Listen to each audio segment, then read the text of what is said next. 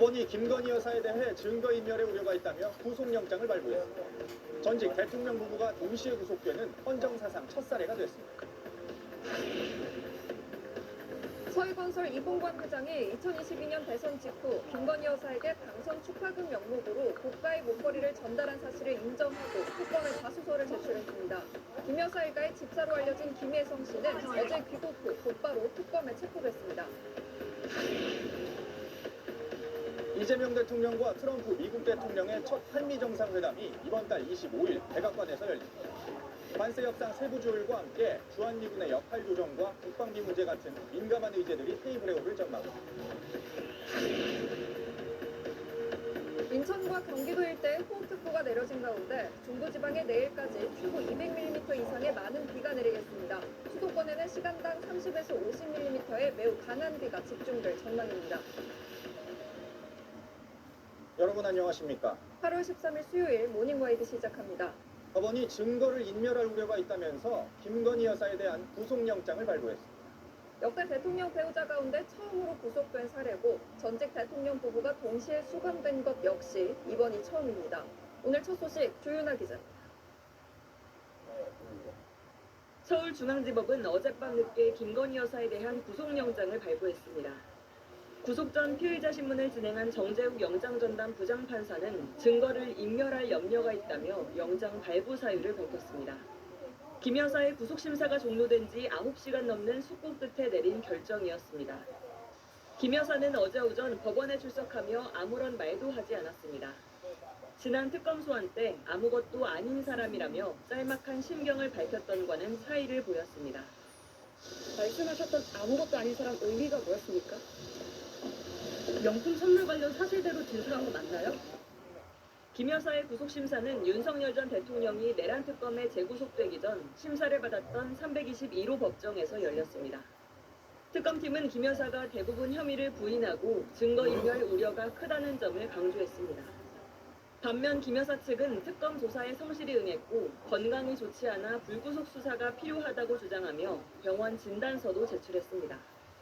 심사 말미엔 김 여사가 직접 심적으로 힘들다며 잘 판단해 주시면 받아들이겠다는 취지로 발언한 것으로 알려졌습니다. 법원이 특검 측 주장을 받아들여 구속영장을 발부하면서 김 여사는 앞으로 구속 상태로 조사를 받게 됐습니다. 전직 영부인 구속은 물론 전직 대통령 부부 동시 구속 수감도 헌정사상 이번이 처음입니다. 특검팀은 앞으로 김 여사를 상대로 도이치 주가 조작 혐의를 비롯해 통일교 금품 수수 혐의 등을 우선 수사한 뒤 나머지 의혹도 차례로 규명한다는 방침입니다. SBS 조윤아입니다. 김건희 여사의 증거인멸 가능성이 인정된 결정적 이유 중 하나로 특검팀이 어제 구속심사에서 제시한 히든카드, 서희건설 측의 자수서가 꼽힙니다. 서희건설 측이 이른바 나토 순방 목걸이를 김 여사에게 건넸다고 인정하면서 보조품을 산 거라고 거짓말하고 바꿔치기까지 하려고 한 정황이 또렷해진 겁니다. 이어서 백운 기자입니다. 약속합니다. 아무리 게으른 사람이라도 요요 없이 20kg는 너무 쉽게 빠집니다. 진짜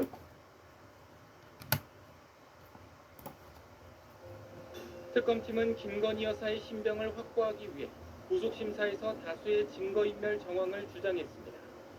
김 여사가 혐의를 부인하면서 다른 관련자와 진술을 맞출 우려가 크고 윤석열 전 대통령 탄핵심판 선고를 앞둔 지난 3월 28일 김 여사가 운영하는 코바나 콘텐츠 사무실 컴퓨터가 포맷됐다는 점도 주요 근거로 제시했습니다. 김 여사 측근들도 휴대전화를 초기화한 데 이어 이들이 여전히 김 여사 영향력 아래 있다는 점도 부각했습니다. 불구속 상태가 지속되면 실체가 더 오염될 수 있다는 걸 강조한 전략입니다. 그동안 혐의를 전면 부인하던 김 여사 측은 강하게 반박했습니다. 휴대전화는 이미 특검이 확보하고 있고 노트북 포맷도 업무상 이유였다며 증거인멸 수단도 이유도 없다고 항변했지만 법원은 받아들이지 않았습니다. 법원의 이 같은 결정엔 서희건설 측 자수서도 영향을 줬다는 분석입니다. 특검은 별도 혐의로 적용하진 않았지만 어제 구속심사에서 반클리프 아펠 목걸이를 김 여사에게 제공했다는 서희건설 측 자수서를 제출했습니다. 홍콩에서 구매한 모조품이라던 김 여사 주장의 신뢰성을 무너뜨리면서 증거인멸 염려를 짓게 만든 겁니다. 특검팀이 출범 41일 만에 의혹의 정점에 있는 김 여사 신병을 확보하면서 향후 수사도 탄력을 받을 것으로 보입니다. 특검 수사의 핵심 관련자 일부는 김 여사와 수직적 관계를 맺고 있어 김 여사 구속이 이들의 진술 태도에 어떤 영향을 줄지 주목됩니다. SBS 배군입니다. 구속영장이 발부된 이후 김건희 여사는 피의자 대기실에서 나와 수감 절차를 밟았습니다. 대통령 경호처의 경호를 받던 김 여사의 신병은 이제 교정본부로 넘어갔고 독거실에서 수감 생활을 하게 됐습니다. 김지욱 기자의 보도. 구속영장이 발부되면서 김건희 여사는 서울 남부구치소에 곧장 수감됐습니다. 심사 결과를 기다리던 피의자 대기실에서 나와 통상의 구속 피의자와 같은 방식으로 수감 절차는 진행됐습니다. 정밀 신체 검사를 받았고 이결수에게 지급되는 수형복으로 옷을 갈아입게 됩니다. 또 수형번호도 부여받았는데 이 번호가 적힌 판을 들고 머그샷도 찍었습니다. 남부구치소는 윤 전 대통령과 마찬가지로 김 여사를 독거실에 수감한 것으로 전해졌습니다. 전 대통령 배우자 신분이란 점을 감안한 조치로 보입니다. 김 여사가 머물게 될 독거실은 TV와 사물함을 갖춘 8제곱미터 남짓한 방으로 일반 재소자들과 동선을 분리해 식사와 목욕, 운동도 혼자 하게 될 걸로 예상됩니다. 이제 김 여사의 신병 관리도 교정본부 소관으로 넘어갔습니다. 구속영장 기각을 대비해 구치소 인근에서 대기 중이던 경호처 관계자들도 모두 현장에서 철수했습니다. 앞으로 김 여사가 특검 조사 등 구치소 밖으로 나갈 경우 법무부 차량에 탑승하게 됩니다. 김 여사는 당초 윤석열 전 대통령이 구속돼 있는 서울구치소에서 대기할 예정이었지만 법원은 특검팀 신청을 받아들여 서울 남부구치소로 변경했습니다. 특검팀 신청에 앞서 서울구치소 측에 변경 요청이 있었던 것으로 알려졌습니다. 전직 대통령 부부를 같은 구치소에 수감하는 부담감이 작용한 걸로 풀이됩니다. SBS 김지욱입니다. 김건희 여사 일가의 집사로 지목된 김혜성 씨가 어제 귀국하자마자 특검팀의 체포돼 조사를 받았습니다. 김 씨가 설립에 관여한 회사가 대기업들로부터 거액의 투자를 받는 과정에서 특혜를 받았다는 의혹에 대해 오히려 김 여사 때문에 피해를 봤다고 부인하는 걸로 전해졌습니다. 한석희 기자. 이른바 집사게이트의 핵심 인물인 김예성 씨가 특검팀 관계자와 함께 인천공항 입국장을 빠져나옵니다. 특검팀이 어제 오전 베트남을 출발해 오후 4시쯤 귀국한 김 씨를 체포한 겁니다. 어떤 불법적이거나 부정한 일에 연루된 바 없습니다. 특검에 최대한 협조하고 성실히 조사받겠습니다. 김건희 여사 일가의 집사로 지목된 김 씨는 윤석열 전 대통령 탄핵 직후인 지난 4월 돌연 베트남으로 출국해 특검 수사를 피하기 위해 도피한 것 아니냐는 의혹이 제기됐습니다. 특검팀은 체포한 김 씨를 곧장 광화문 특검 사무실로 데려와 조사에 돌입했습니다. 특검은 김 씨를 상대로 설립에 관여한 IMS 모빌리티가 HS 효성 등 대기업들로부터 180억여 원을 투자받는 과정에 김 여사의 영향력이 작용했는지를 추궁한 걸로 알려졌습니다. 김 씨는 투자 과정에 김 여사의 관여는 없었고 도리어 김 여사로 인해 특혜가 아닌 피해를 봤다는 취지로 혐의를 부인한 걸로 전해졌습니다. 특검은 그동안 조사에 응하지 않던 김 씨가 김 여사의 구속영장 심사가 열린 당일 귀국한 이유에 대해서도 들여다보고 있는 걸로 알려졌습니다. 특검팀은 김 씨를 한 차례 조사한 뒤 구속영장을 청구하는 방안도 검토하고 있습니다. 특검팀은 김 씨에 대한 추가 수사까지 마무리하며 김건희 여사를 소환할 걸로 보입니다. SBS 한성입니다. 이재명 대통령과 트럼프 미국 대통령의 첫 한미 정상회담이 이번 달 25일로 확정됐습니다. 한미 관세 협상의 세부 조정과 함께 주한미군의 역할 조정과 우리 국방비 문제 같은 민감한 의제들이 테이블에 오를 전망입니다. 강민우 기자입니다. 이재명 대통령이 트럼프 미국 대통령의 초청으로 오는 24일부터 26일까지 미국을 방문합니다. 한미 정상회담은 현지 시간으로 25일 백악관에서 열립니다. 이 대통령 취임 82일 만입니다. 이번 방미는 국빈 방문은 아니지만 초청을 받은 공식 실무 방문으로 정상회담과 함께 업무 오찬도 예정돼 있다고 대통령실은 전했습니다. 양 정상 간 상호 관심 의제에 대해서 실질적으로 심도 있는 협의를 갖는 데 초점을 둔 방문이라고 할 수 있겠고요. 정상회담 의제로 주한미군 역할을 조정하는 동맹의 현대화 문제와 국방비 증액 문제 등이 거론됩니다. 대통령실은 변화하는 국제 안보와 경제 환경에 대응해 한미 동맹을 미래형 포괄적 전략 동맹으로 발전시켜 나가기 위한 방안을 논의할 예정이라고 밝혔습니다. 지난달 31일 타결된 한미 관세 협상의 세부 조율과 조선업, 반도체 등에 대한 구체적 협력 방안도 다뤄질 전망입니다. 대기업 총수들을 중심으로 한 경제사절단이 동행해 투자 계획을 발표할 가능성도 있습니다. 이 대통령은 또 관세 협상 타결의 핵심 역할을 한 조선업 관련 행보로서 미국 필라델피아의 필리조선소도 방문할 걸로 보입니다. 백악관에서 차로 2시간 반 거리에 있는 필리조선소는 지난해 하나오션이 인수한 곳입니다. 한일 정상회담 일정은 아직 정해지지 않았다는 게 대통령실 설명인데 이 대통령이 한미 정상회담 직전 일본을 방문해 셔틀 외교 복원에 나설 거란 전망이 우세합니다. SBS 강윤우입니다. 미국이 이번 주말로 예정된 미러 정상회담을 듣기 연습이라고 표현하면서 우크라이나는 참석하지 않는다고 재확인했습니다.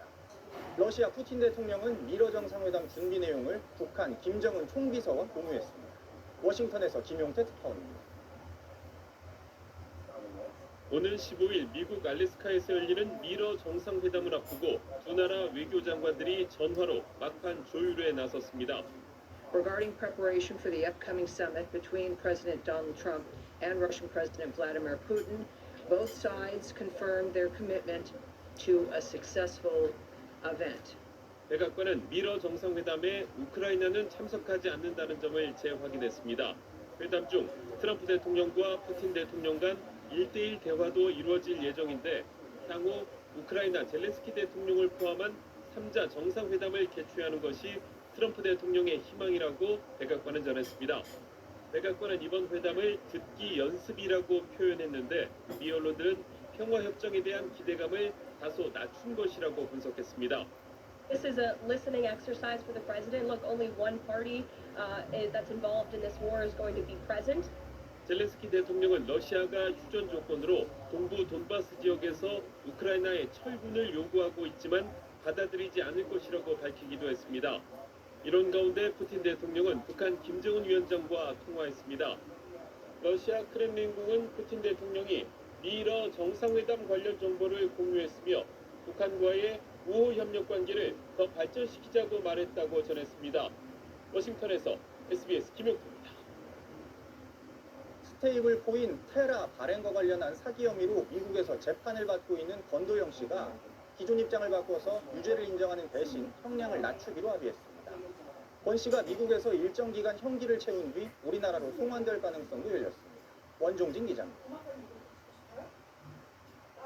스테이블 코인 테라를 발행해 운용하면서 수많은 투자자 피해를 유발해 미국에서 재판에 넘겨진 권도형 테라폼랩스 대표가 현지 시간 11일 뉴욕 남부연방법원 재판에서 유죄를 인정했습니다.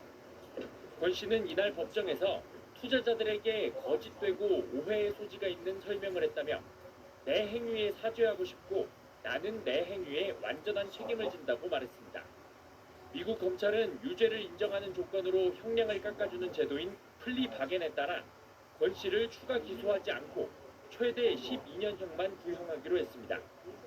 또한 미국 법무부는 권 씨가 최종 형량의 절반을 복역하고 플리 바겐 조건을 준수하면 한국행 신청을 승인하기로도 했습니다. 권 씨가 한국행을 신청하게 되면 형기의 절반을 한국에서 살게 될 수도 있게 된 겁니다. 권 씨는 미국과는 별개로 한국 검찰에도 자본시장법 위반 등 혐의로 입건된 상태입니다. 앞서 권 씨는 지난 2023년 3월 몬테네그로에서 검거된 직후 증권 사기와 시세 조종 공모 등 모두 8개 혐의로 미국 재판에 넘겨졌습니다. 본 재판에서 혐의가 모두 유죄로 인정되면 권 씨는 최대 130년형에 처할 수 있는 상황이었습니다. 권 씨에 대한 선고 공판은 오는 12월 11일 열릴 예정인데 판사 재량에 따라 검찰 구형량인 12년형보다 높은 형이 선고될 가능성도 있습니다. SBS 원종신입니다. 오늘 새벽 서울 동대문구의 한 다세대 주택에서 불이 나 1명이 숨지고 5명이 크게 다쳤습니다. 불이 난 건물은 필로티 구조였는데 주차장에 있던 손수레 속 폐지에 처음 불이 붙은 뒤 빠르게 번진 걸로 추정됩니다. 박지현 기자. 주차된 차량 앞부분이 형체를 알아보기 어려울 정도로 불에 탔고 주차장 천장도 시커멓게 타버렸습니다. 오늘 새벽 0시 3분쯤 서울 동대문구 제기동의 지하 1층, 지상 4층 규모 다세대 주택에서 불이 났습니다. 꽉 찼어. 우리 문을 여니까 연구방도 팍 밀려들어오고. 그래갖고 소방대원이 말씀 수용하고 되고 나서 체결했던 분양계약도 해제하고 냈던 계약금도 전액 반환. 앞에 뭐 깜깜한 꼬운데니 맞은 거 주고 그러고 이제 나온 거야. 이 화재로 주민 15명이 다쳤습니다. 중상자 6명 가운데 60대 남성 1명은 심정지 상태로 병원으로 이송됐지만 숨졌습니다. 불이 난 건물은 지하 1층을 개방해 주차장으로 쓰는 필로티 구조였습니다. 소방당국은 주차장에 있던 손수레에서 시작된 불이 주변 차량과 천장으로 옮겨 붙었고 이 과정에서 연기가 건물 위쪽으로 빠르게 퍼진 걸로 파악하고 있습니다. 폴리카보네이트 소재의 천장으로 격격히 연소 확대가 되었습니다. 유독가스가 발생하고 옥상층이 없다 보니까 구조자분들께서 대피를 사실상 1층으로 주차장으로 할 수밖에 없는. 해당 건물은 지난 2014년 사용 승인이 났고 스프링클러는 설치돼 있지 않았던 걸로 조사됐습니다. 경찰은 방화 가능성도 배제하지 않은 채 화재 원인을 조사하고 있습니다. SBS 박재현입니다. 경찰이 근로자 감전 사고가 발생했던 포스코 ENC를 압수수색했습니다. 이재명 대통령이 산업재해 사고를 근절하겠다는 의지를 드러낸 가운데 최근 잇따라 발생한 3대 사고의 원인과 책임을 규명하는 수사가 강도 높게 진행되고 있습니다. 신용일 기자입니다. 경찰 수사관들이 파란 박스를 들고 건물 안으로 들어갑니다. 지난 4일 경기 광명 고속도로 공사장에서 벌어진 근로자 감전 사고와 관련해 경찰과 고용노동부가 시공사인 포스코 ENC와 하청업체 등을 압수수색했습니다. 양수기 청소 작업을 하던 30대 미얀마인 A씨가 감전 사고를 당한 지 8일 만입니다. 앞서 이재명 대통령은 지난 6일 올 들어 4명의 근로자가 목숨을 잃고 감전 사고까지 발생한 포스코 ENC에 대해 건설 면허 취소를 포함한 모든 법적 제재 방안을 검토하라고 지시한 바 있습니다. 감전 사고 이후 중태에 빠졌던 A씨는 의식을 되찾은 걸로 알려졌습니다. 지난해 건설 현장에서 떨어지거나 끼이는 등 사고로 숨진 근로자는 328명, 올해 1분기에만 벌써 100명이 숨져 하루에 1.1명이 사망한 걸로 집계됐습니다. 당국도 최근 잇따라 발생한 건설 현장 사고에 대해 수사 강도를 높이고 있습니다. 지난 5일 경기 파주시 신축 건물 공사 현장에서 사다리를 타고 에어컨을 설치하던 60대 근로자가 3m 아래로 떨어져 숨졌고 지난 8일엔 경기 의정부시의 아파트 신축 공사장 6층 높이에서 50대 근로자 B씨도 추락해 사망했습니다.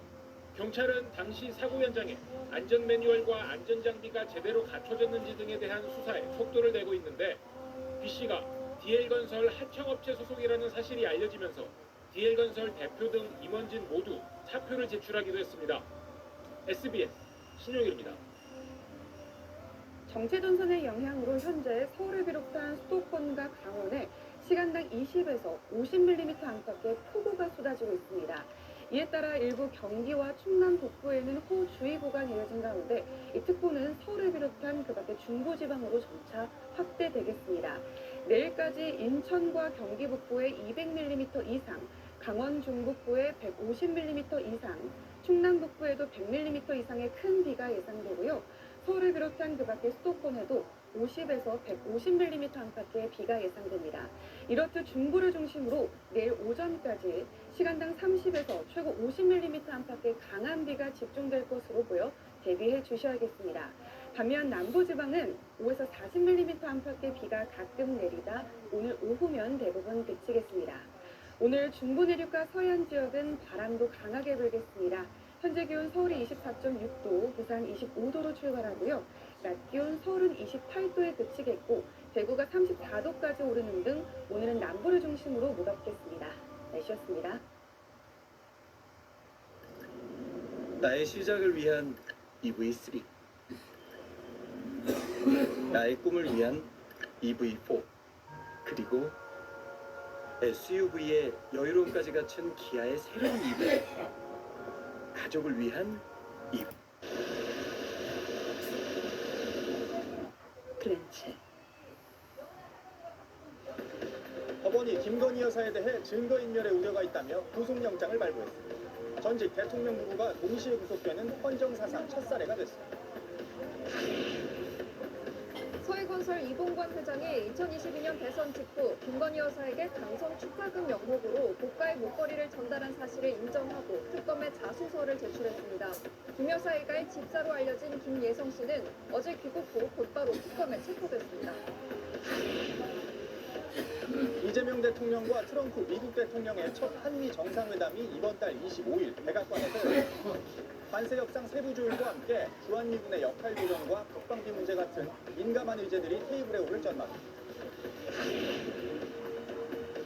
인천과 경기도 일대에 호우특보가 내려진 가운데 중부지방에 내일까지 최고 200mm 이상의 많은 비가 내리겠습니다.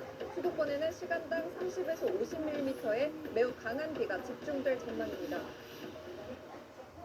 지금 시각 6시 28분 지나고 있습니다. 김건희 여사의 증거인멸 가능성이 인정된 결정적인 이유 중에 하나로 특검팀이 어제 구속심사에서 제시한 히든카드, 서희건설 측의 자수서가 꼽힙니다. 서희건설 측이 이른바 나토 순방 목걸이를 김 여사에게 건넸다고 인정하면서 모조품을 산 거라고 거짓말하고 바꿔치기까지 하려고 한 정황이 또렷해진 겁니다. 백운 기자. 특검팀은 김건희 여사의 신병을 확보하기 위해 구속심사에서 다수의 증거인멸 정황을 주장했습니다. 김 여사가 혐의를 부인하면서 다른 관련자와 진술을 맞출 우려가 크고 윤석열 전 대통령 탄핵심판 선고를 앞둔 지난 3월 28일 김 여사가 운영하는 코바나 콘텐츠 사무실 컴퓨터가 포맷됐다는 점도 주요 근거로 제시했습니다. 김 여사 측근들도 휴대전화를 초기화한 데 이어 이들이 여전히 김 여사 영향력 아래 있다는 점도 부각했습니다. 불구속 상태가 지속되면 실체가 더 오염될 수 있다는 걸 강조한 전략입니다. 그동안 혐의를 전면 부인하던 김 여사 측은 강하게 반박했습니다. 휴대전화는 이미 특검이 확보하고 있고 노트북 포맷도 업무상 이유였다며 증거인멸 수단도 이유도 없다고 항변했지만 법원은 받아들이지 않았습니다. 법원의 이 같은 결정엔 서희건설 측 자수서도 영향을 줬다는 분석입니다. 특검은 별도 혐의로 적용하진 않았지만 어제 구속심사에서 반클리프 아펠 목걸이를 김 여사에게 제공했다는 서희건설 측 자수서를 제출했습니다. 홍콩에서 구매한 모조품이라는 김 여사 주장의 신뢰성을 무너뜨리면서 증거인멸 염려를 짓게 만든 겁니다. 특검팀이 출범 41일 만에 의혹의 정점에 있는 김 여사 신병을 확보하면서 향후 수사도 탄력을 받을 것으로 보입니다. 특검 수사의 핵심 관련자 일부는 김 여사와 수직적 관계를 맺고 있어 김 여사 구속이 이들의 진술 태도에 어떤 영향을 줄지 주목됩니다. SBS 백운입니다. 오늘 아침 신문입니다. 이재명 대통령이 산업재해 근절을 강조하며 입찰 자격 박탈 같은 강력 제재 방안 검토를 지시했습니다. 정작 정부가 발주한 공공부문 공사의 낮은 공사비가 사고를 부르고 있다는 기사부터 보시겠습니다. 매일경제입니다. 신문이 국토안전관리원에 등록된 지난해 건설 현장 사망사고를 전수조사한 결과 공공공사 현장 사망사고의 78%가 낙찰률 90% 미만의 저가 공사 현장인 걸로 나타났습니다.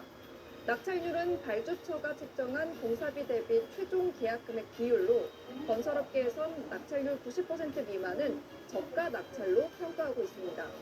적정 공사비보다 낮은 금액에 계약한 시공사는 법적 최소 인원 외에 안전관리자 추가 배치 등을 포기하고 값싼 구형 장비를 사용하는데요. 더 큰 문제는 전체 사망사고 가운데 40%가량은 소규모 공사 현장처럼 정부의 관리 대상에 포함되지 않는 현장에서 발생한다는 점입니다. 주목도 높은 대기업만을 대상으로 보여주기식 대응에 그칠 것이 아니라 영세 건설 현장에도 맞춤형 대책이 필요하다는 지적을 신문은 전했습니다. 다음은 한겨레입니다. 방과후 교사에게 목숨을 잃은 김하늘 양 사건이 일어난 지 6개월이 지났지만 국회에서 관련 입법 논의가 전혀 이루어지지 않았다는 기사입니다. 지난 2월 사건 발생 이후 하늘이법으로 불리는 교육공무원법 개정안 6건이 교육위 법안 소위로 넘겨졌지만 6월 이후 3차례 열린 법안 소위에 안건으로 올라오지 않았습니다. 법안들은 휴직교원의 복직 여부를 판단하는 심의위원회를 법제화하고 학내에서 위협을 가하는 교원을 긴급 분리하는 내용을 담고 있습니다. 교육공무원이 아이들에게 위해를 가하면 학교장이 가해자와 피해자를 분리할 수 있도록 하는 개정안도 발의됐지만 심의가 미뤄지고 있습니다. 교사들에 대한 낙인 효과를 우려하는 교원단체들의 반대에 부담을 느낀 걸로 보이는데요. 한 학부모단체 관계자는 기존 법안이 문제라면 대안을 논의해야 하는데 사건이 잊히고 있어 아쉽다고 말했습니다. 다음은 중앙일보입니다.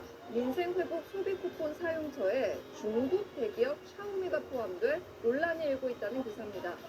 지난해 6월 서울 여의도에 문을 연 국내 유일의 샤오미 직영 매장 곳곳에는 민생회복 소비쿠폰 사용 가능 매장입니다라는 안내 문구가 적혀 있었습니다. 대형 전자제품 판매점이나 대형 외국계 매장은 소비쿠폰 사용이 제한되지만 2달 전 문을 연 샤오미의 국내 매장은 지난해 매출이 없어 연 매출 30억 원 이하 사업장으로 분류됐기 때문입니다. 중국의 대표적 빅테크 기업인 샤오미의 지난해 매출은 우리나라 돈으로 약 71조 원으로 66조 원인 SK 하이닉스를 웃도는데요. 중국 빅테크 기업이 직영하는 국내 매장에 소비쿠폰 사용을 허용하는 것은 소비쿠폰 정책 취지에 어긋난다는 지적이 나오자 행안부 관계자는 외국계 기업의 특수성을 고려해 소비쿠폰 제외 업종으로 지정하기로 했다고 밝혔습니다. 끝으로 조선일보입니다. 올여름 전국 곳곳에 기록적인 폭우가 쏟아졌지만 강릉은 한 달째 가뭄에 시달리고 있다는 기사입니다. 지난 6월 강릉의 강수량은 18.6mm로 평년의 6분의 1 수준에 그쳤고 전국 대부분 지역에 폭우가 내렸던 지난달에도 강릉의 강수량은 평년의 절반 수준에 불과했습니다. 전문가들은 돌발 가뭄을 원인으로 지목합니다. 강수량도 적은데 그마저도 폭염으로 순식간에 증발해버렸다는 의미입니다. 어제 기준 강릉의 상수원인 오봉저수지의 저수율은 25%로 1983년에 지어진 이후 역대 최저치를 기록했습니다. 청년 상인 40여 명이 자발적으로 물절약 캠페인을 벌이는가 하면 강릉의 한 카페 주인은 수돗물을 조금이라도 아끼려고 정수기물 대신 생수로 커피를 만드는 등 주민들이 단수 걱정에 전전긍긍하고 있다고 합니다. 지금까지 아침신문 살펴봤습니다. 잇몸이 한번 주저앉으면 올릴 수 없다고요? 도대체 누가 그런 이야기를 했는지 모르겠지만 절대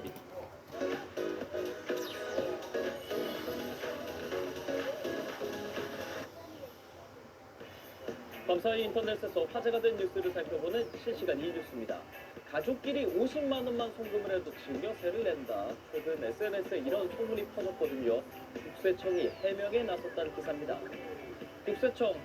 국세청이 AI를 활용해 개인의 금융거래를 감시하거나 가족 간의 소액 이체 거래를 포착해 세금을 부과한다는 소문, 전혀 사실이 아니라고 밝혔습니다. 이런 가짜 뉴스는 국세청의 AI 세무조사 도입 뒤에 불거졌는데요. 그동안 축적된 수많은 세무조사 사례를 AI에 학습시켜 탈루 등을 파악하겠다고 알리자 과도한 수식성 가짜뉴스가 빠르게 퍼진 겁니다. 국세청은 사회 통념상 인정되는 치료비나 피부양자의 생활비, 교육비 등이 해당 용도로 직접 지출된 건 증여세 과세 대상이 아니라고 설명했습니다. 네, 카카오톡 다들 쓰시죠? 카톡에서 메시지 잘못 보내면 빠르게 삭제 버튼을 눌러야 해요. 메시지 보내고 단 5분 안에만 이 삭제 버튼이 활성화되기 때문인데 앞으로는 최장 24시간까지 삭제가 가능하게 됐다는 기사입니다. 네, 발신자의 발송 실수를 보완하기 위해 지난 2018년 메시지 삭제 기능이 도입됐어요. 메시지를 전송한 뒤 5분까지는 상대방이 읽은 메시지와 읽지 않은 메시지를 모두 삭제할 수 있었죠. 그리고 카카오는 어제 해당 기능에 업데이트를 진행했고요. 삭제 가능 시간 기존 5분에서 이제 24시간 내로 대폭 늘었습니다. 또 기존에는 삭제된 메시지입니다 라고 발신자 말풍선에 표기가 됐었는데 이제 앞으로는 채팅창에 메시지가 삭제되었습니다 라는 안내만 뜬다고 합니다. 그러니까 이제 삭제한 사람이 누군지 특정되지 않도록 한 겁니다. 네, 올해 추석 연휴 최장 열흘을 쉴 수 있습니다. 황금 연휴죠. 이 연휴가 긴 만큼 장거리로 길게 여행을 떠날 거란 예상과 달리 짧은 여행을 선호한다는 조사 결과가 나왔습니다. 한 여행 예약 플랫폼이 한국인 여행객 1000명을 대상으로 조사를 했는데요. 응답자 70%가 국내외 여행 계획이 있다고 밝혔습니다. 여행 기간은 평균 3.9박으로 연휴 전체를 여행에 쓰기보다는 일부만 여행을 하고 나머지는 집에서 쉬겠다는 의견이 많았습니다. 대외 여행지는 동아시아 단거리를 가장 많이 택했는데요. 일본이 1위를 차지했고요. 이어 베트남, 중국, 태국 등이 뒤를 이었습니다. 국내 여행은 두세 곳을 오가는 이른바 출퇴근 여행 패턴이 나타날 거라고 기사가 붙었습니다. 네, 8월 13일 수요일 오늘 일정 살펴보는 미리 보는 오늘입니다. 대통령 직속 국정기획위원회가 오늘 오후 대국민 보고대회를 엽니다. 국정위는 오늘 이재명 정부 5대 국정목표 23개 추진전략 등을 발표합니다. 또 123개 국정과제와 세부 실천과제 등도 공개할 예정인데요. 국정과제는 인공지능 3대 강국, 경제성장률 3% 등 이재명 대통령이 대선 후보 시절 때부터 강조해온 진짜 성장이 핵심이 될 걸로 전해졌습니다. 이재명 대통령이 오늘 용산 대통령실에서 나라 재정 절감 간담회를 엽니다. 내년도 예산안 편성을 앞두고 관계 부처와 전문가 의견을 경청하며 낭비성 예산을 줄이기 위한 방안을 모색할 예정인데요. 앞서 이 대통령 지난달 국무회의에서 각 부처의 낭비성 예산을 과감히 조정하고 민생경제 중심의 효율적 예산안 편성을 준비하라고 지시한 바 있습니다. 고효율 가전제품 구매자에게 구매 가격의 일부를 환급해주는 으뜸 효율 가전제품 환급 사업. 오늘 오전 10시부터 시작됩니다. TV나 냉장고, 에어컨 등 11개 가전의 에너지 소비 효율 최고 등급 제품을 구매한 소비자에게 구매가의 10%를 1인당 30만 원 한도로 돌려주는 사업인데요. 환급 대상은 7월 4일 이후 구매한 제품으로 총 2,671억 원의 예산이 소진될 때까지 환급 사업 홈페이지에서 선착순으로 신청을 받습니다. 참고하시죠. 지금까지 오늘 일정 살펴봤습니다. 다음 소식입니다. 이재명 대통령이 산업재해 사망사고가 반복되는 데 대해 사회적 타살이라는 표현까지 쓰며 최대한의 조치를 하라고 다시 한번 지시했습니다. 사망사고를 내면 기업에 실질적인 타격이 있을 정도로 제재하겠다는 메시지인데 대통령실은 이런 기업에 대한 주택도시보증공사의 신규 보증을 제한하거나 LH 사업 참여를 제한하는 방안을 검토하고 있습니다. 박예린 기자. 어제 국무회의에서 이재명 대통령은 산업재해 사망사고에 대해 다시 언급했습니다. 살기 위해 갔던 일터가 죽음의 장이 돼선 절대 안 된다고 강조했습니다. 비용을 줄이기 위해서 지출해야 될 비용을 아끼기 위해서 누군가의 목숨을 빼앗는다고 하는 것은 이게 일종의 미필적 고의의 살인 또는 사회적 타살이다 이런 생각이 듭니다. 그러면서 제도 내에서 할 수 있는 최대치의 조치를 해달라고 국무위원들에게 지시했습니다. 필요하면 관련법을 개정해서라도 좀 이런 후진적인 산재공학으로 반드시 벗어나도록 해야 되겠습니다. 산업재해 사망사고로 문제를 일으킨 기업에 대해 이 대통령은 입찰 자격을 영구 박탈하거나 금융제재를 하거나 안전관리가 미흡한 사업장을 신고하면 파격적 포상금을 지급하는 방안 등을 검토하라고 했다고 대통령실은 전했습니다. 대통령실이 구체적 방안 마련에 착수한 사실도 SBS 취재 결과 확인됐습니다. 우선 안전조치를 제대로 하지 않은 기업에 금융제재를 가하는 방안이 검토되고 있습니다. 주택도시보증공사의 신규 보증을 제한하는 방안인데 신규 보증을 심사할 때 기업의 인명사고 여부 등에 따라 보증 거절이 가능하게 하겠다는 겁니다. 또 LH 사업에 참여를 제한하는 방안도 함께 검토되고 있는데 미분양 매입을 제한하거나 공공택지 민간 참여 사업 때 불이익을 주는 방안 등입니다. 이 대통령은 상설특위 같은 전담 조직의 건설 사업장 등에 대한 상시적 감시와 관리도 지시했습니다. SBS 박예린입니다. 조국 전 조국혁신당 대표 후보와 윤미향 전 의원 등에 대한 광복절 특사 이후 반발이 계속되고 있습니다. 국민의힘과 개혁신당은 모레 열릴 이재명 대통령의 국민 임명식에 가지 않겠다고 했고 국민통합이라는 사면의 명분에도 맞지 않는다는 비판도 수그러들지 않고 있습니다. 박하정 기자. 광복절 특별사면 발표에 따른 파문은 이어졌습니다. 입시 비리, 감찰 방해에 조국 전 장관, 위안부 피해 할머니 기금 횡령의 윤미향 전 의원 이러한 파렴치범도 사면을 했습니다. 국민의힘은 광복절에 열릴 이재명 대통령 국민임명식에 참석하지 않기로 했습니다. 여당이 일당 독재처럼 더 센 상법으로의 개정 등 일부 입법을 밀어붙이는 데다 이 대통령의 사면 결정까지 일방적이었다는 게 불참을 결정한 이유라고 당 지도부 인사는 설명했습니다. 개혁신당도 광복절에 어울리지 않는 이들을 사면한다며 국민임명식 불참을 결정했습니다. 분열을 넘어서 대통합의 정치로 나가겠다는 게 이 대통령의 사면 취지라지만 여야 갈등은 외려 커지는 셈입니다. 조국 전 조국혁신당 대표는 징역 2년형 확정 8개월 만에 윤미향 전 민주당 의원은 징역 1년 6월에 집행유예 3년 확정 9개월 만에 각각 사면의 혜택을 받게 됩니다. 여기에 술을 마시고 택시기사를 폭행한 혐의가 유죄로 확정된 이용구 전 법무차관이나 뇌물 사건의 은수미 전 성남시장, 정찬민 전 용인시장 등은 국민 눈높이에 맞는 사면이나 복권 대상으로 보기 어렵다는 점에서 논란은 커지고 있습니다. 정말 사면할 만한 합리적인 사유가 있느냐? 일반 서민들이 같은 범죄를 저지르면 경제 꽉꽉 채워야 되고 법 앞에 평등이 깨지고 있다. 통합을 가져오는 게 아니라 오히려 갈등과 분열이 더 커지죠.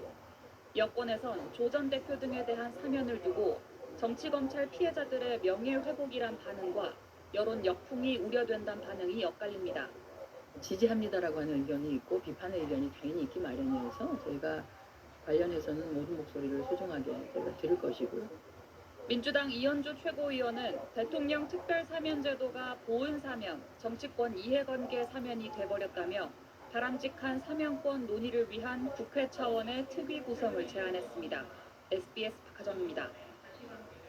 요즘 로봇 청소기로 집 청소하시는 분들 많죠? 이걸 쓰는 사람이 늘며 제품 불량으로 인한 소비자 피해도 급증하고 있는데 절반 이상은 제대로 보상받지 못하고 있다고 하니 주의하셔야겠습니다. 엄민재 기자의 보도입니다. 정모 씨가 지난 5월 39만 원을 주고 구매한 중국산 로봇 청소기입니다. 처음 작동시켰을 때부터 이렇게 이상한 소리가 나서 찍어두었다고 합니다. 계속 나다가 우리가 뭔가 작동을 잘못하고 있나 싶어가지고 고객센터에 문의하니 정상 작동음이다. 불량으로 보기 어렵다는 답변이 돌아왔습니다. 나중엔 정씨 집 마루의 재질을 문제 삼았습니다. 재질이 어떻게 되냐 해서 이렇다라고 했더니 강화마루랑 그렇게 사용 중에 마찰력에 의해서 생기는 소리다라고 얘기를 한 거죠. 왕복 배송비 3만 원을 부담하고 제품 검수를 맡겼지만 돌아온 답변은 역시 문제없다였습니다. 로봇 청소기 사용이 늘면서 관련 소비자 피해도 해마다 크게 증가하고 있습니다. 피해 유형 가운데선 센서 불량과 소음, 누수 등 제품 하자 비중이 75%에 달했습니다.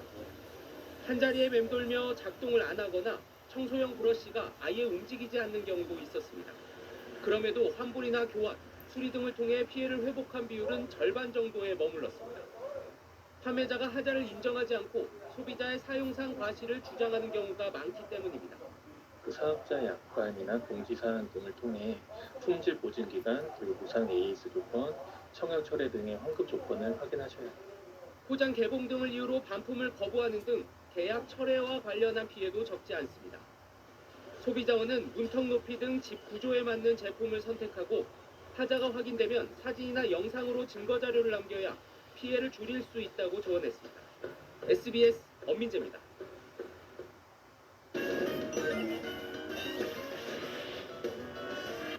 머리 심기 한 달 전에 마지막이다 하고 감았더니 보이세요? 오늘 예약 취소했습니다. 네, 수요일 친절한 경제, 오늘도 경제부 한지연 기자 나와 있습니다. 어서 오세요. 안녕하세요. 네, 한 기자, 이렇게 에너지 소비 효율 등급이 높은, 그러니까 전기를 덜 먹는 가전제품 산 분들은 정부가 일부 돈을 돌려준다고요. 네, 최근 구매한 가전제품의 에너지 소비 효율 등급이 최고 등급으로 매겨져 있는지 살펴보시고 그렇다고 하면 구매 비용의 10%를 환급받을 수 있습니다. 가전제품이라고 해서 다 되는 건 아니고요. 지금 이 표에 나와 있는 제품인데요. TV와 냉장고, 에어컨, 세탁기, 전기밥솥 같이 우리 생활과 밀접한 11개 가전에 해당합니다. 이 대부분이 에너지 효율 등급이 1등급인데 유선 진공 청소기는 최고 등급이 2등급으로 정해졌기 때문에 2등급도 가능합니다. 이 11개의 10%를 다 더하면 100만 원 되는 거 아니야? 하실 수 있는데 아쉽게도 1인 한도가 정해져 있습니다. 30만 원 안에서만 환급해 줍니다. 또 살펴봐야 할 부분은요. 바로 구매 인정 기간인데요. 이 사업 시행이 확정된 7월 4일부터 올해 말 그러니까 12월 31일까지 구매한 제품에만 해당됩니다. 그러니까 그 이전에 산 제품들은 신청할 수 없다는 거고요. 또 올해 안으로 하나 구입할 계획이 있다 해도 신청할 수 있다는 겁니다. 중요한 건 이 신청 수로 돈이 환급되기 때문에 예산 소진 전까지 빠르게 신청해야 돈을 돌려받을 수 있거든요. 저희 뉴스 보시고 빨리 살펴보시는 게 좋겠습니다. 그러니까 실제로 산 순서가 아니고 신청한 순서군요. 네, 그렇습니다. 만약에 가전제품 살 계획 있으신 분들은 이왕이면 1등급으로 빨리빨리 신청하시는 게 좋겠네요. 네, 그렇습니다. 오늘 오전 10시부터 온라인으로 신청할 수 있는데요. 포털 사이트에서 으뜸 효율 가전이라고 치시면 으뜸 효율 가전 제품 이 홈페이지가 환급사업 홈페이지가 나오는데 오늘 이 환급 신청 메뉴가 생기니까 신청하시면 되겠습니다. 환급 신청 기간은 오늘 오전 10시부터 예산이 소진될 때까지인데 환급 사업 예산은 지난달 4일 2차 추경을 통과해서 2,671억 원을 받아놓은 상태입니다. 신청할 때는 본인 확인과 구매한 제품의 에너지 소비 효율 라벨 사진, 제조번호 확인이 가능한 제품 명판 사진, 거래 내역서, 영수증 같은 증빙 서류를 제출해야 하니까요. 신청 전에 다 준비를 해주셔서 인터넷 앞에 앉으시면 되겠습니다. 심사 단계마다 신청자에게 모바일로 결과를 안내하고요. 환급금은 이 제출 서류를 바탕으로 심사를 거친 뒤 오는 20일부터 신청 날짜에 따라 순차적으로 지급이 됩니다. 산업부는 이달 안으로 핸드폰 앱으로도 신청할 수 있게 할 예정입니다. 지금 TV 보시면서 나 인터넷 잘 못하는데 하는 어르신도 계시죠? 이런 분들도 방법이 있습니다. 전국 주요 가전제품 판매점에서 대리 환급 신청 서비스도 함께 진행하니까요. 가까운 판매점에 가셔서 도움 받아보셔도 좋을 것 같습니다. 네, 정말 돈이 되는 정보네요. 오늘도 잘 들었습니다.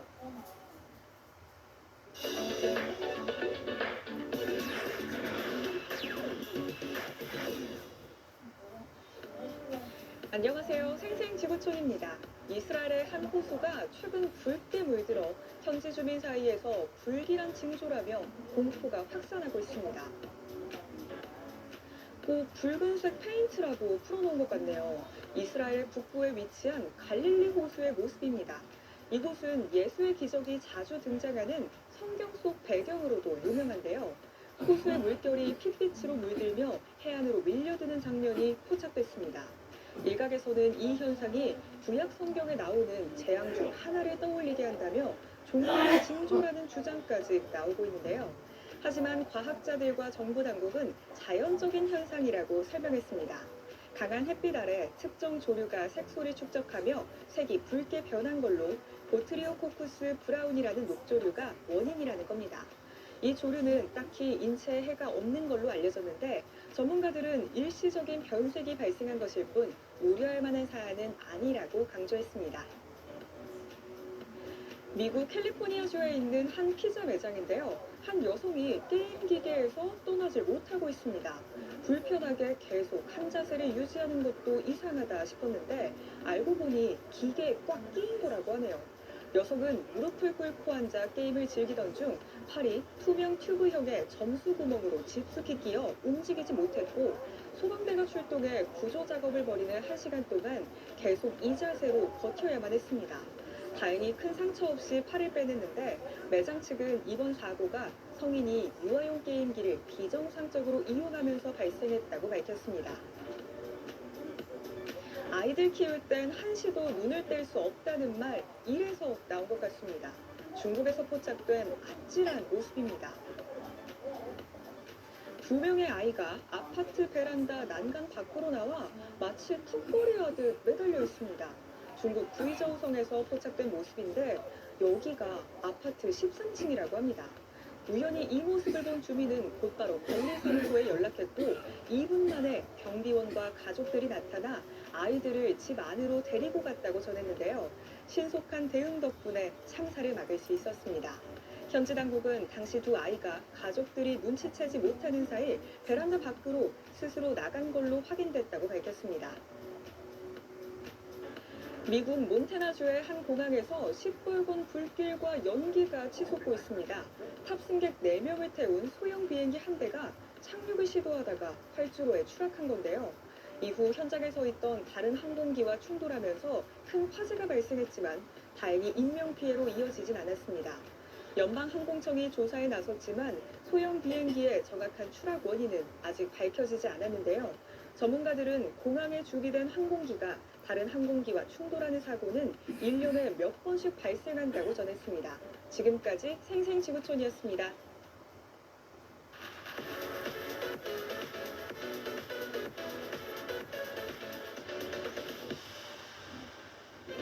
안녕하세요. 굿모닝 연우입니다. 최근 빅뱅 지드래곤의 홍콩 콘서트에서 이른바 버닝썬 게이트로 논란을 빚은 승리를 언급하는 LED 플래카드가 등장했습니다. 이를 본 팬들은 이해할 수 없고 무례한 행동이었다며 불쾌감을 드러냈습니다.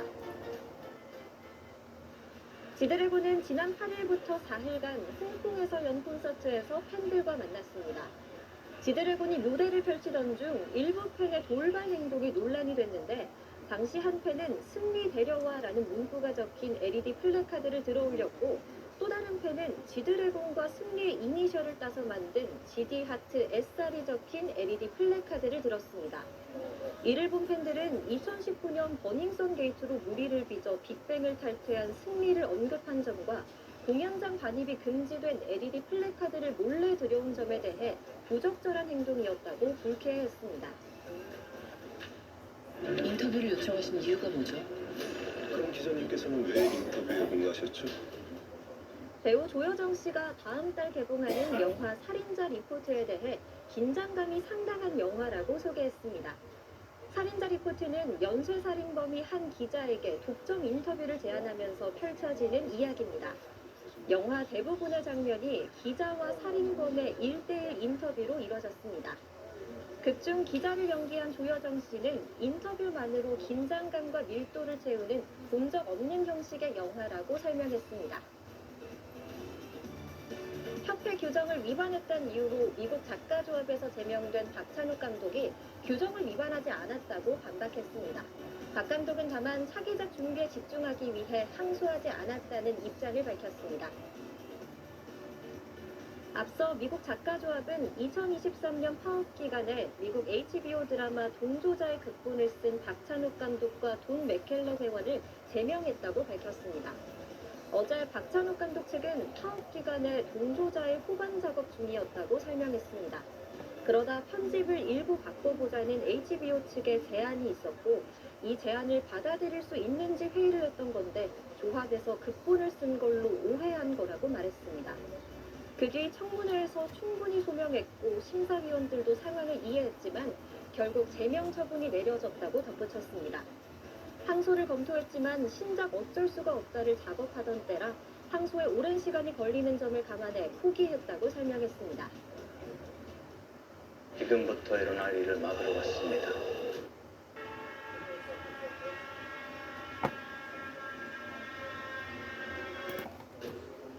드라마 오징어 게임 시즌1에서 얼굴을 알린 인도 출신 배우 아누팜 트리파티가 영화 검은 영을 통해 처음 한국 영화 주연으로 나섰습니다. 27일 개봉하는 영화 검은 영은 끔찍한 과거와 비밀을 숨긴 아누악과 25이 되면 반드시 죽게 되는 수아가 운명을 마주하며 시작되는 오컬트 호러입니다. 어제 시사회에서 아누팜은 한국에서 오컬트 호러 연기를 할 수 있는 기회가 많지 않은데 자신을 주인공으로 선택해준 감독에게 감사하다고 말했습니다.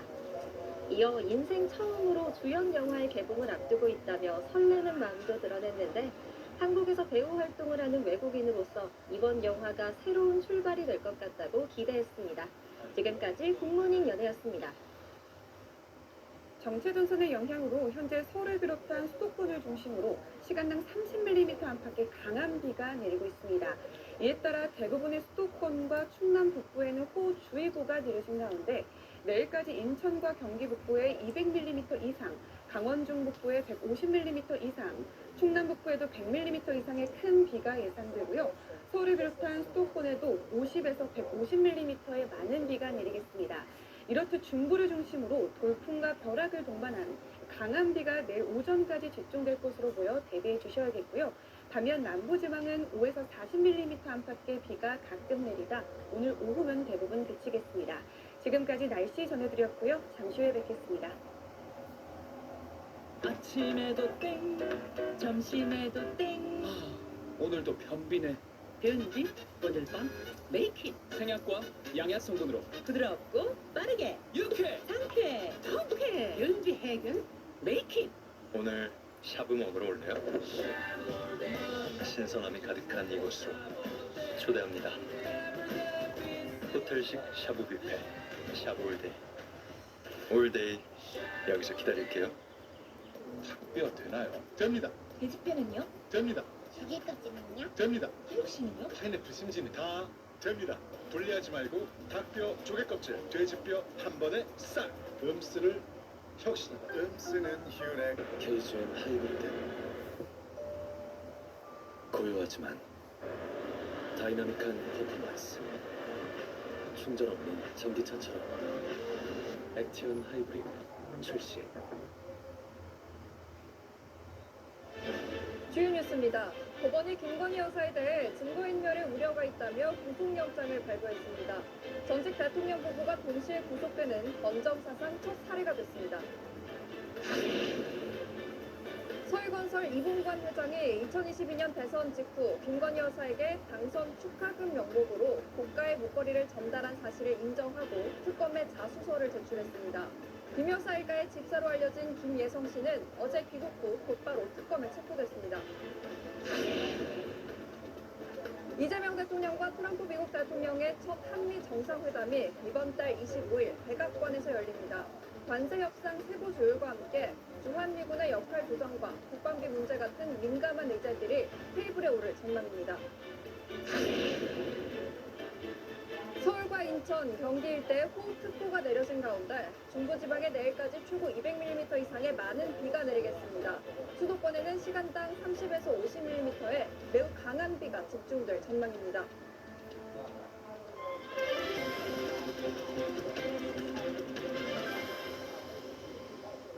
법원이 증거를 인멸할 우려가 있다면서 김건희 여사에 대한 구속영장을 발부했습니다. 역대 대통령 배우자 중 구속된 첫 사례고 전직 대통령 부부가 동시에 수감된 것도 처음입니다. 조윤아 기자입니다. 서울중앙지법은 어젯밤 늦게 김건희 여사에 대한 구속영장을 발부했습니다. 구속 전 피의자 신문을 진행한 정재욱 영장전담 부장판사는 증거를 인멸할 염려가 있다며 영장 발부 사유를 밝혔습니다. 김 여사의 구속심사가 종료된 지 9시간 넘는 숙고 끝에 내린 결정이었습니다. 김 여사는 어제 오전 법원에 출석하며 아무런 말도 하지 않았습니다. 지난 특검 소환 때 아무것도 아닌 사람이라며 짤막한 심경을 밝혔던 것은 차이를 보였습니다. 말씀하셨던 아무것도 아닌 사람 의미가 뭐였습니까? 명품 선물 관련 사실대로 진술한 거 맞나요? 김 여사의 구속심사는 윤석열 전 대통령이 내란 특검에 재구속되기 전 심사를 받았던 321호 법정에서 열렸습니다. 특검팀은 김 여사가 대부분 혐의를 부인하고 증거인멸 우려가 크다는 점을 강조했습니다. 반면 김 여사 측은 특검 조사에 성실히 응했고 건강이 좋지 않아 불구속 수사가 필요하다고 주장하며 병원 진단서도 제출했습니다. 심사 말미엔 김 여사가 직접 심적으로 힘들다며 잘 판단해 주시면 받아들이겠다는 취지로 발언한 것으로 알려졌습니다. 법원이 특검 측 주장을 받아들여 구속영장을 발부하면서 김 여사는 앞으로 구속 상태로 조사를 받게 됐습니다. 전직 영부인 구속은 물론 전직 대통령 부부 동시 구속 수감도 헌정사상 이번이 처음입니다. 특검팀은 앞으로 김 여사를 상대로 조이치 주가 조작 혐의를 비롯해 통일교 금품 수수 혐의 등을 우선 수사한 뒤 나머지 의혹도 차례로 규명한다는 방침입니다. SBS 조윤아입니다. 김건희 여사의 증거인멸 가능성이 인정된 결정적인 이유 중에 하나로 특검팀이 어제 구속심사에서 제시한 히든카드, 서희건설 측의 자수서가 꼽힙니다. 서희건설 측이 이른바 나토 순방 목걸이를 김 여사에게 건넸다고 인정을 하면서 보조품을 산 거라고 거짓말하고 바꿔치기까지 하려고 한 정황이 또렷해진 겁니다. 이어서 백운 기자입니다. 특검팀은 김건희 여사의 신병을 확보하기 위해 구속심사에서 다수의 증거인멸 정황을 주장했습니다. 김 여사가 혐의를 부인하면서 다른 관련자와 진술을 맞출 우려가 크고 윤석열 전 대통령 탄핵심판 선고를 앞둔 지난 3월 28일 김 여사가 운영하는 코바나 콘텐츠 사무실 컴퓨터가 포맷됐다는 점도 주요 근거로 제시했습니다. 김 여사 측근들도 휴대전화를 초기화한 데 이어 이들이 여전히 김 여사 영향력 아래 있다는 점도 부각했습니다. 불구속 상태가 지속되면 실체가 더 오염될 수 있다는 걸 강조한 전략입니다. 그동안 혐의를 전면 부인하던 김 여사 측은 강하게 반박했습니다. 휴대전화는 이미 특검이 확보하고 있고 노트북 포맷도 업무상 이유였다며 증거인멸 수단도 이유도 없다고 항변했지만 법원은 받아들이지 않았습니다. 법원의 이 같은 결정엔 서희건설 측 자수서도 영향을 줬다는 분석입니다. 특검은 별도 혐의로 적용하진 않았지만 어제 구속심사에서 반클리프 아펠 목걸이를 김 여사에게 제공했다는 서희건설 측 자수서를 제출했습니다. 홍콩에서 구매한 모조품이라는 김 여사 주장의 신뢰성을 무너뜨리면서 증거인멸 염려를 짙게 만든 겁니다. 특검팀이 출범 41일 만에 의혹의 정점에 있는 김 여사 신병을 확보하면서 향후 수사도 탄력을 받을 것으로 보입니다. 특검 수사의 핵심 관련자 일부는 김 여사와 수직적 관계를 맺고 있어 김 여사 구속이 이들의 진술 태도에 어떤 영향을 줄지 주목됩니다. SBS 백운입니다. 구속영장이 발부된 이후 김건희 여사는 피의자 대기실에서 나와 수감 절차를 밟았습니다. 대통령 경호처의 경호를 받던 김 여사의 신병은 이제 교정본부로 넘어갔고 독거실에서 수감 생활을 하게 됐습니다. 김지욱 기자의 보도입니다. 구속영장이 발부되면서 김건희 여사는 서울 남부구치소에 곧장 수감됐습니다. 심사 결과를 기다리던 피의자 대기실에서 나와 통상의 구속 피의자와 같은 방식으로 수감 절차는 진행됐습니다. 정밀 신체 검사를 받았고 이결수에게 지급되는 수형복으로 옷을 갈아입게 됩니다. 또 수형번호도 부여받았는데 이 번호가 적힌 판을 들고 머그샷도 찍었습니다. 남부구치소는 윤 전 대통령과 마찬가지로 김 여사를 독거실에 수감한 것으로 전해졌습니다. 전 대통령 배우자 신분이란 점을 감안한 조치로 보입니다. 김 여사가 머물게 될 독거실은 TV와 사물함을 갖춘 8제곱미터 남짓한 방으로 일반 재소자들과 동선을 분리해 식사와 목욕, 운동도 혼자 하게 될 걸로 예상됩니다. 이제 김 여사의 신병 관리도 교정본부 소관으로 넘어갔습니다. 구속영장 기각을 대비해 구치소 인근에서 대기 중이던 경호처 관계자들도 모두 현장에서 철수했습니다. 앞으로 김 여사가 특검 조사 등 구치소 밖으로 나갈 경우 법무부 차량에 탑승하게 됩니다. 김 여사는 당초 윤석열 전 대통령이 구속돼 있는 서울구치소에서 대기할 예정이었지만 법원은 특검팀 신청을 받아들여 서울 남부구치소로 변경했습니다. 특검팀 신청에 앞서 서울구치소 측의 변경 요청이 있었던 것으로 알려졌습니다. 전직 대통령 부부를 같은 구치소에 수감하는 부담감이 작용한 걸로 풀이됩니다. SBS 김지욱입니다. 이재명 대통령과 트럼프 미국 대통령의 첫 한미 정상회담이 이번 달 25일로 확정됐습니다. 한미 관세 협상의 세부 조정과 함께 주한미군의 역할 조정과 우리 국방비 문제 같은 민감한 의제들이 테이블에 오를 전망입니다. 강민우 기자.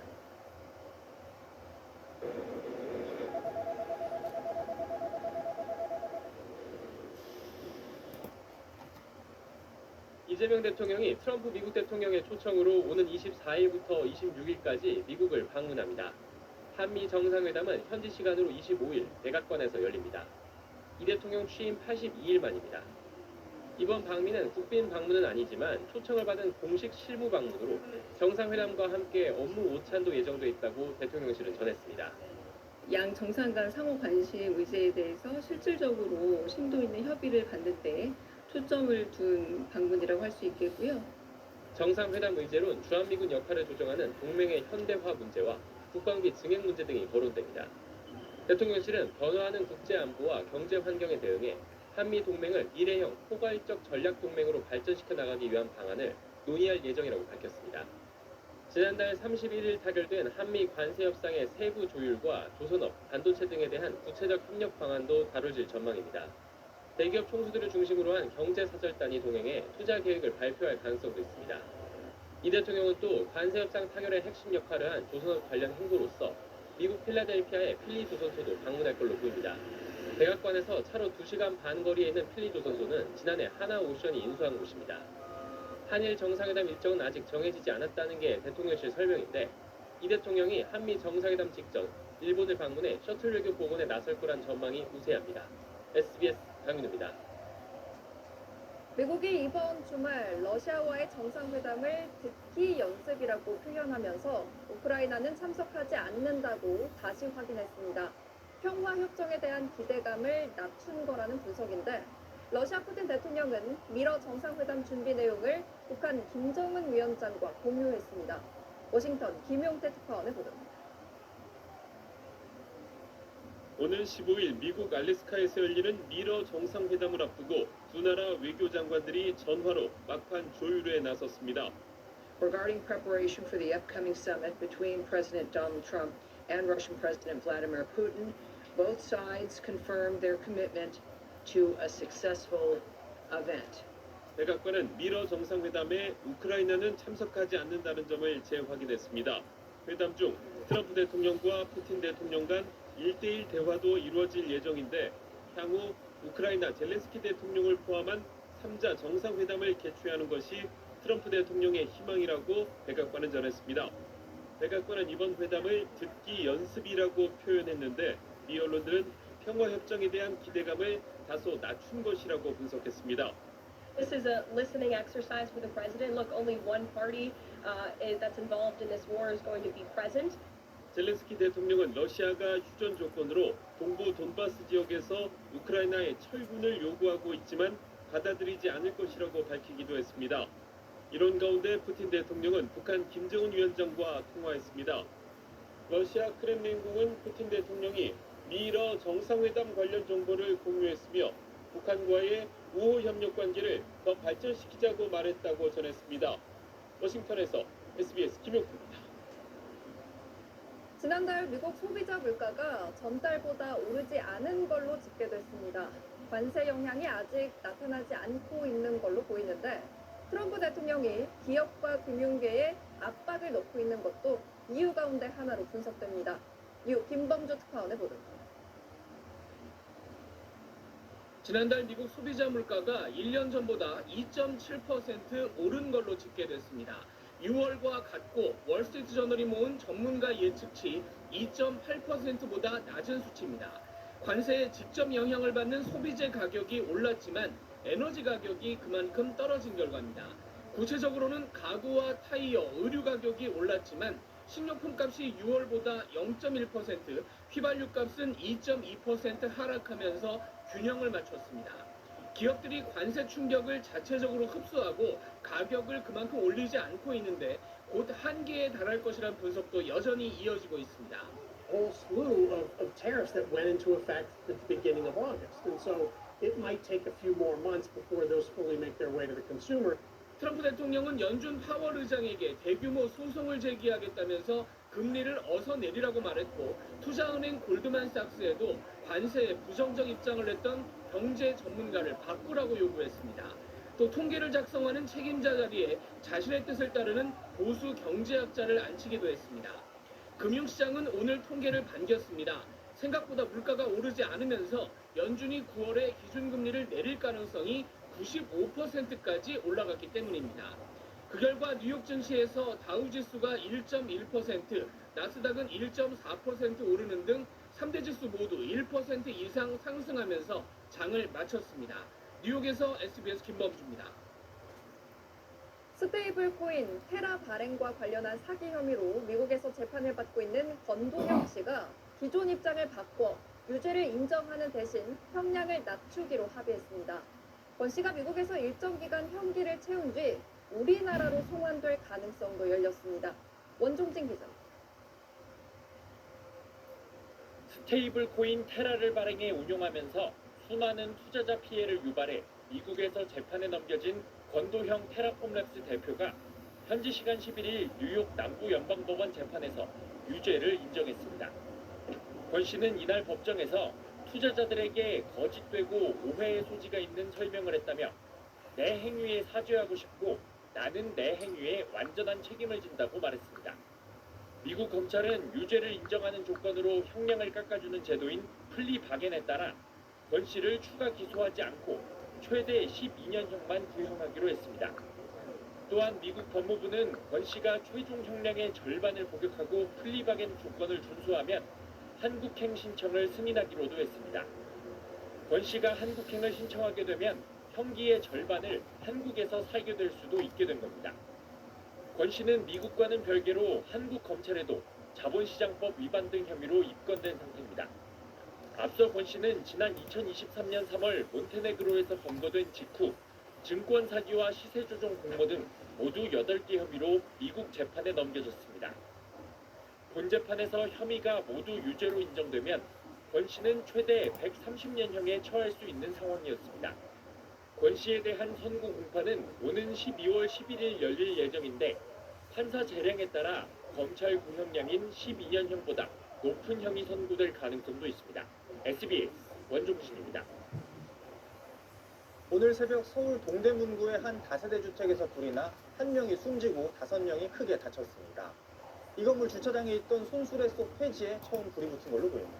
밤사이 사고 소식 박재현 기자입니다. 주차된 차량 앞부분이 형체를 알아보기 어려울 정도로 불에 탔고 주차장 천장도 시커멓게 타버렸습니다. 오늘 새벽 0시 3분쯤 서울 동대문구 제기동의 지하 1층, 지상 4층 규모 다세대 주택에서 불이 났습니다. 꽉 찼어. 우리 문을 여니까 영광도 팍 밀려들어오더라고.